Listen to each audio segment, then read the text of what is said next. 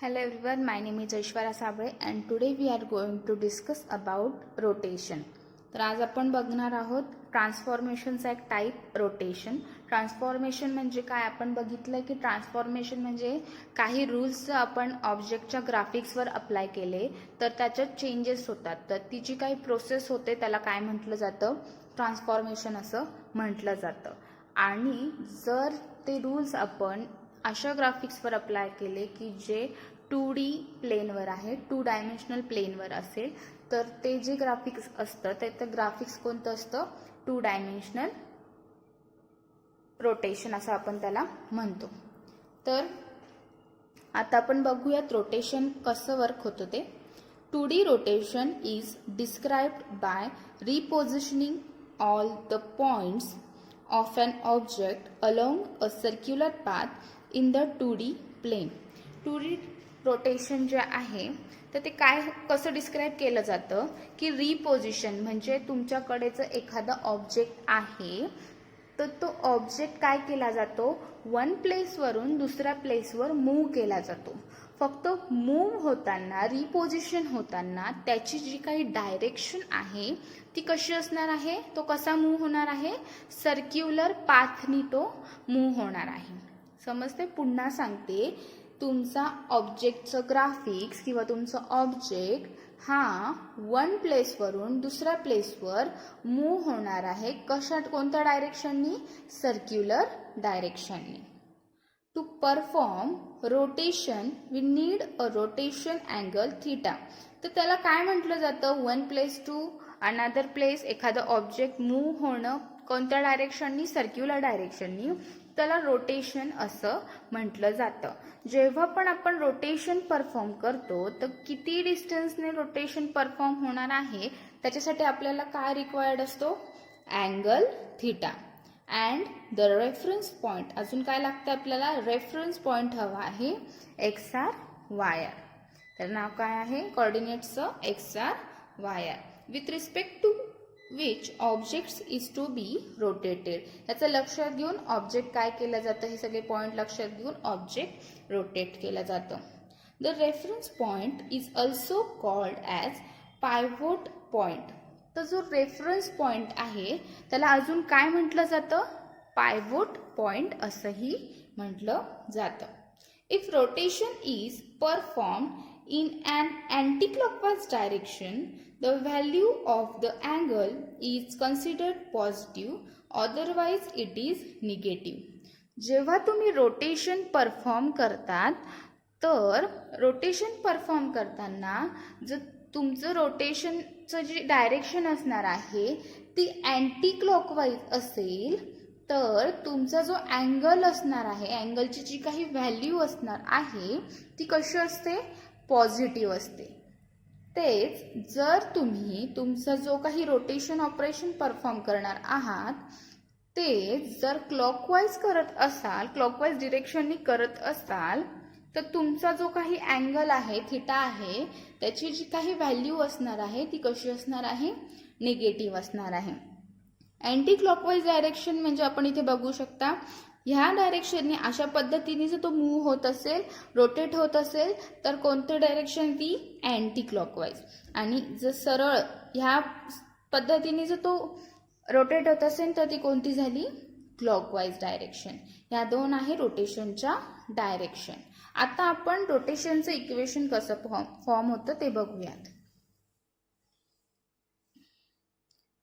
Suppose you want to rotate point PXY at the angle theta with respect to origin. After rotating it to a new location, you will get a new point P dash X dash Y dash. काय होणार आहे, आपल्याकडे suppose एखादा point आहे P, ठीक आहे, point P आहे, त्याचे जे काही कोऑर्डिनेट्स आहे X and Y हे आपण रोटेट करणार आहोत अँगल थीटा एवढे, ठीक आहे. आणि रोटेट झाल्यानंतर त्याचं जे काही नवीन लोकेशन असणार आहे रोटेट झाल्यानंतरचं, तर त्या नवीन पॉइंटचं नाव काय असणार आहे, P डॅश, आणि त्याचं नवीन कोऑर्डिनेट्स काय असणार आहे, X डॅश Y डॅश हे असणार आहे. आता इथे आपण बघू शकता ही फिगर, हे काय आहे तुमचं पॉइंट पी आहे, त्याचे कोऑर्डिनेट्स आहे एक्स आणि वाय. आपण त्याला काय करणार आहोत, अँगल थीटा एवढं काय करणार आहोत, रोटेट करतो आहे. अँटी क्लॉकवाईज आपण इथे काय करतोय, रोटेट करतोय. आणि रोटेट केल्यानंतर आपल्याला कोणता नवीन पॉइंट भेटला आहे, पी डॅश हा पॉइंट भेटला आहे. आणि त्याचे कोऑर्डिनेट्स काय आहे, एक्स डॅश आणि वाय डॅश.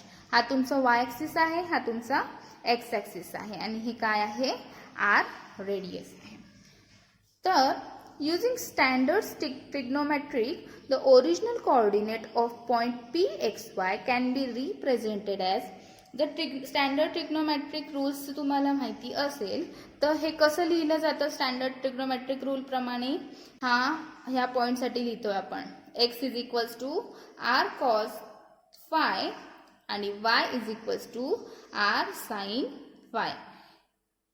आपण लिहिलं हे एक्स आणि वायच्या साठी आपण इक्वेशन लिहिले, त्यांना नाव दिलं इक्वेशन नंबर 1 आणि इक्वेशन नंबर 2.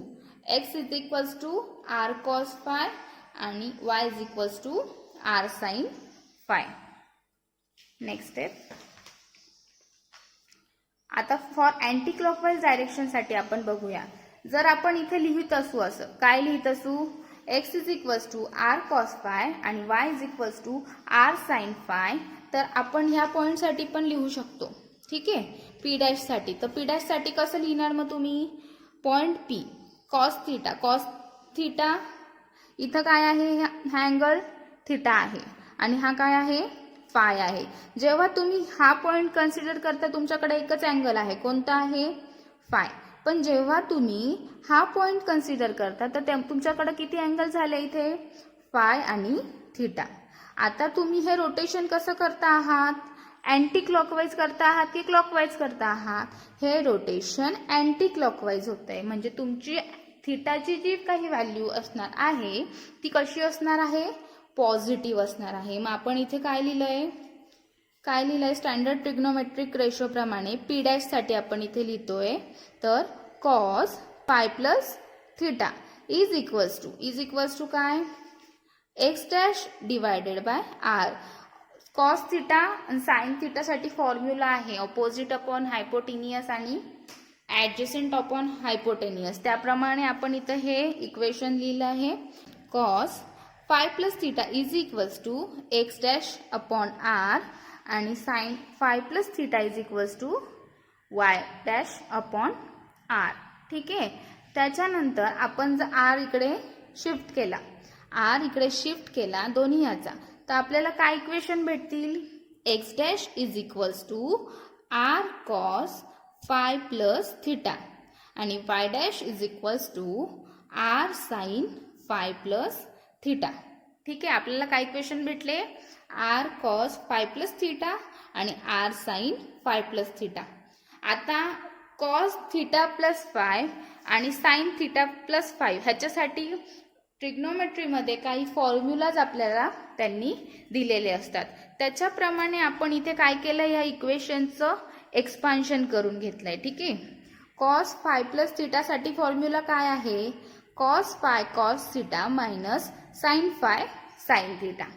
आणि साइन थीटा फाय प्लस थीटासाठी काय आहे, cos phi sine theta plus sine phi sine theta. मग इथे हा आर जो आहे तो आपण इथे सिम्पली लिहिलेला आहे.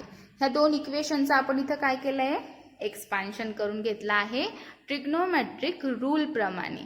साइन ए प्लस बी आणि कॉस ए प्लस बीचा जो काही रूल आहे तो इथे आपण फक्त अप्लाय केला आहे. आणि जे काही आपल्याला दोन इक्वेशन भेटले आहे त्यांना आपण काय दिलंय, इक्वेशन नंबर 3 आणि इक्वेशन नंबर 4 असं मेन्शन केलंय. By putting value of equations 1 and 2 in equation 3 and 4 we get. आता आपल्याकडे इक्वेशन 1 and 2 आहेत. इक्वेशन 1 and 2 काय आहे, ह्या पॉइंट साठीचे R cos phi Y is equals to R sine phi. आपण ते ह्या इक्वेशन मध्ये काय केलंय, जस्ट पुटअप केले. इथे काय आहे, आर कॉस फाय आहे बघा, त्याच्यानंतर आर साइन फाय पण आहे, इथे पण आर साइन फाय आहे, इथे पण आर कॉस फाय. तिथे आपण एक्स अँड वाय लिहिलंय, एवढं मोठं इक्वेशनच्या ऐवजी इथे आपण ते रिप्लेस केले.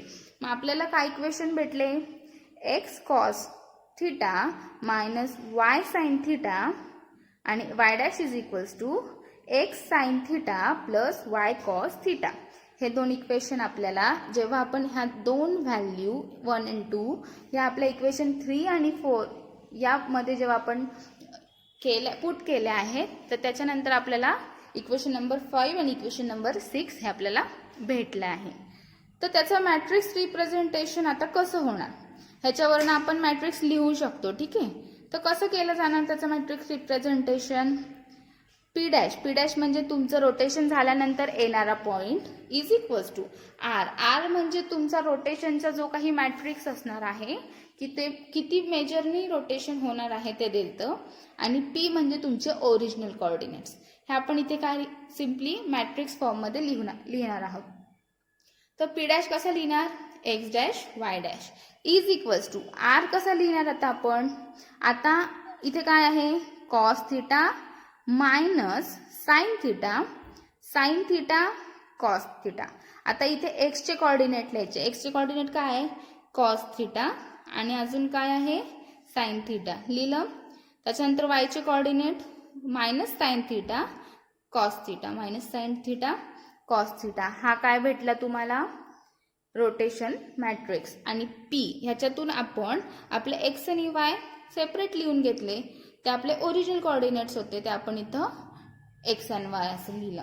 हे काय झालं तुमचं इक्वेशन नंबर 7.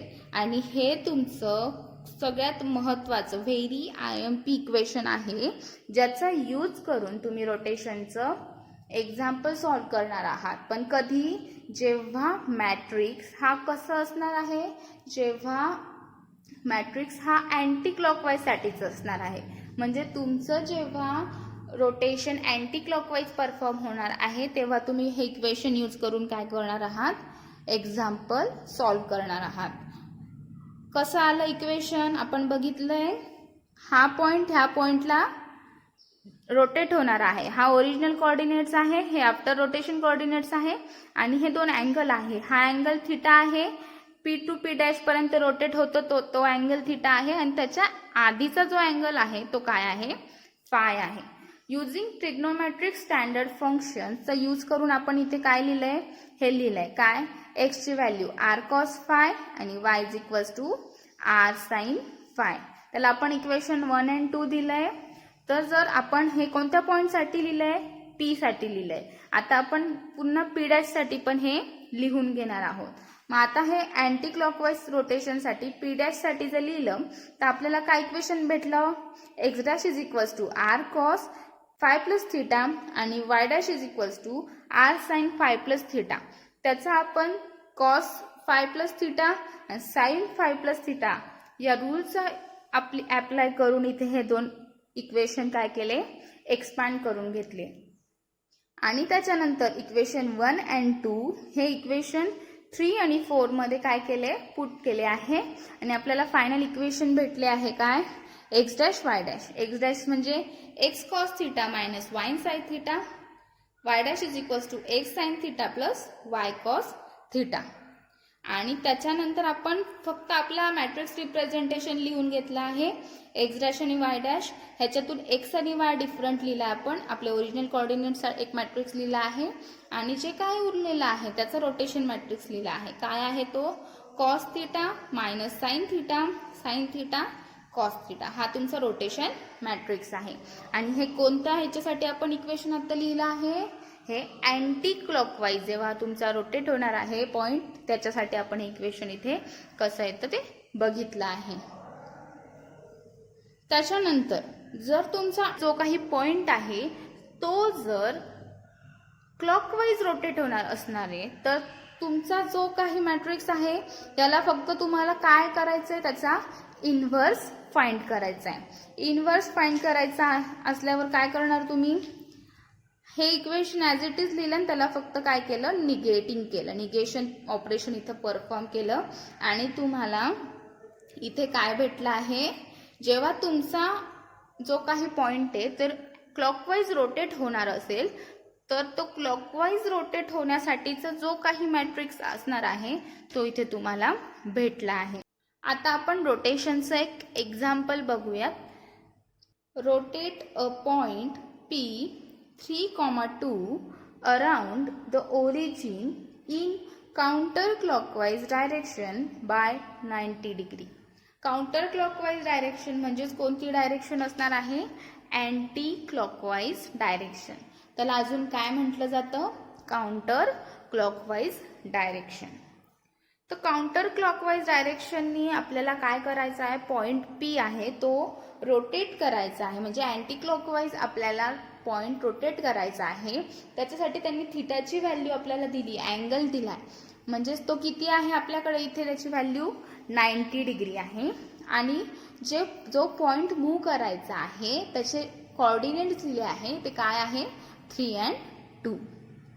मग सोल्युशन.